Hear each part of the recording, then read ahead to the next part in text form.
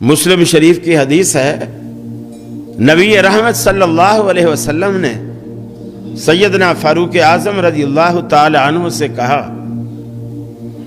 اے عمر، ایک شخص ہے، اس کا نام اویس ہے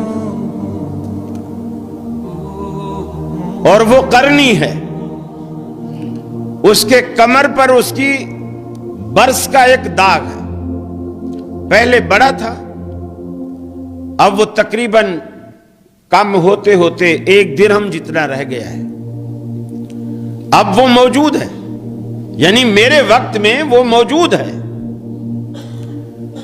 لیکن میرے پاس نہیں آیا، میری زیارت نہیں کی، مجھ سے بیعت نہیں ہوا، صرف اس وجہ سے اس کی ایک بوڑھی ماں ہے اور وہ دن رات اس کی خدمت میں لگا رہتا ہے اور اس کی ماں کی خدمت کرنے والا اس کے سوا کوئی نہیں، تو اس نے ماں کی خدمت کی وجہ سے صحابیت کا رتبہ چھوڑ دیا ہے۔ اگر میرے پاس آتا، میری زیارت کرتا، چونکہ وہ صاحب ایمان ہے، مجھ سے ملاقات کرتا، صحابیت کا رتبہ پاتا، لیکن بوڑھی ماں کی وجہ سے اس نے صحابیت کا رتبہ چھوڑ دیا۔ عمر، لیکن اللہ نے صحابیت کے رتبے کو بھی کھونے کے باوجود اس ایک بوڑھی ماں کی خدمت کی وجہ سے اللہ نے اسے وہ کچھ دیا ہے کہ وہ اپنے منہ سے کچھ بھی نکال دے، عرش والا اسے فوراً پورا کر دیتا ہے۔ عمر کو بتایا کیوں؟ عمر، اگر تیری اس سے ملاقات ہو تو اپنے لیے دعا ضرور کروانا کہ اللہ اس کی دعا کو رد نہیں کرتا۔ حضرت عمر ڈھونڈتے رہے، رسول اللہ صلی اللہ علیہ وسلم دنیا سے چلے گئے، صدیق اکبر کی خلافت آئی، وہ بھی چلے گئے، حضرت عمر کی خلافت آئی۔ حضرت عمر کے دور میں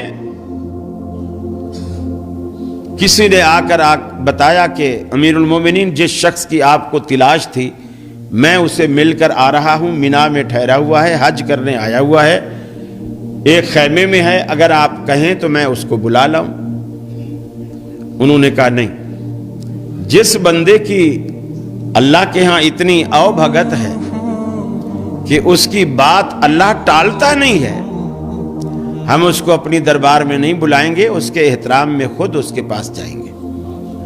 حضرت عمر فاروق نے اس بندے سے کہا مجھے لے چلو۔ خیمے میں گئے، ایک شخص ہانڈی چولہے کے اوپر رکھ کر پکا رہا تھا، باقی کچھ دور بیٹھے ہوئے تھے۔ آپ نے پوچھا ایوکم اویس، ارے تم میں اویس کون ہے؟ وہ جو ہانڈی پکا رہا تھا اس نے کہا میرا نام اویس ہے۔ فرمائیے۔ سیدنا فاروق اعظم نے اپنا تعارف کروایا اور کہا کہ میرے لیے دعا کرو۔ انہوں نے کہا میں آپ کے لیے دعا کروں؟ آپ صحابی رسول، خلیفۃ المسلمین، امیر المومنین، میں آپ کے لیے میں دعا کروں؟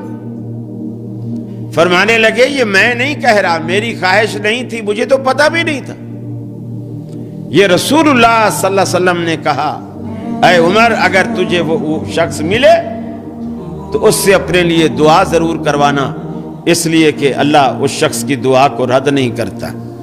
وہ اس نے عرض کی کہ پھر فرمائیے میں کیا دعا کروں، کیا دعا کروں آپ کے لیے؟ اسلام آباد والو، اگر ہم ہوتے نا، ہم کہتے کہ اس دفعہ میں نے 40,000 والے کئی بانڈ خریدے ہیں، تو بس یہ دعا کر دو کہ پہلا، دوسرا، تیسرا سارے انعام میرے ہی نکلے ہیں۔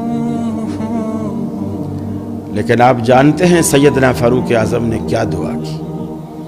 فرمایا کہ میرے لیے یہ دعا کرو کہ اللہ عمر کے گناہوں کو معاف کر دے۔